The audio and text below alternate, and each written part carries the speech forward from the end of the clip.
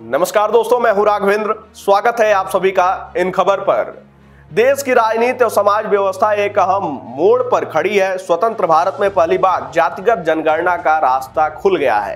प्रधानमंत्री नरेंद्र मोदी की अध्यक्षता में हुई कैबिनेट बैठक में इस ऐतिहासिक निर्णय को मंजूरी मिली, जो भारतीय सामाजिक सियासी ढांचे में दूरगामी बदलाव ला सकता है। इस फैसले के बाद जातिगत हकीकत का वैज्ञानिक और प्रमाणिक डेटा सामने आएगा, जो अब तक केवल अनुमान और पुराने आंकड़ों पर आधारित था।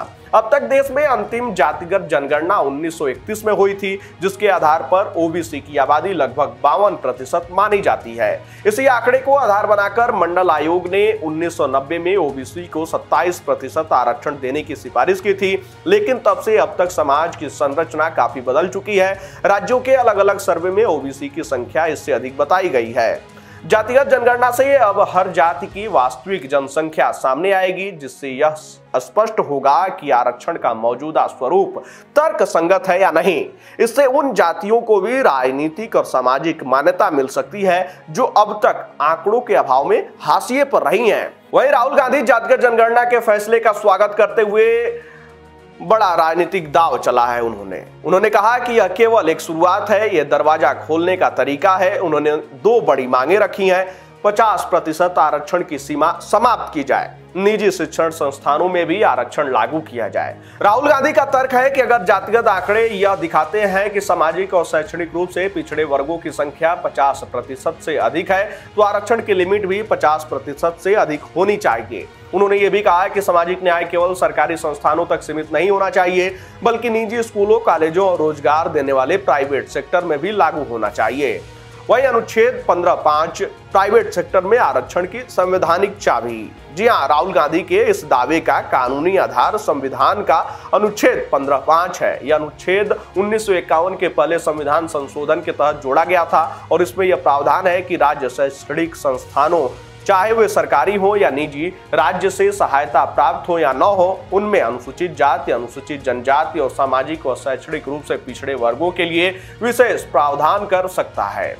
वहीं सुप्रीम कोर्ट के अहम फैसले की अगर बात करें तो 2008 अशोक कुमार ठाकुर बनाम भारत संघ 15(5) को संवैधानिक रूप से वैध माना गया, लेकिन निजी गैर सहायता प्राप्त संस्थानों में आरक्षण को उचित प्रक्रिया के लिए खुला छोड़ दिया गया। वहीं 2011 आईएमए बनाम भारत संघ गैर सहायता प्राप्त गैर अल्पसंख्यक संस्थानों में 15(5) को बरकरार रखा गया। 2014 प्रमति एजुकेशनल ट्रस्ट मामला 15(5) को 5-0 से स्पष्ट समर्थन मिला था। इसका मतलब यह है कि प्राइवेट स्कूल कॉलेजों में आरक्षण लागू करना कानूनी रूप से मुमकिन और संवैधानिक रूप से वैध है। अगर 15(5) को पूरी तरह लागू किया गया तो इसका सीधा असर देश के प्राइवेट स्कूल, कॉलेज और उच्च शिक्षण संस्थानों पर पड़ेगा।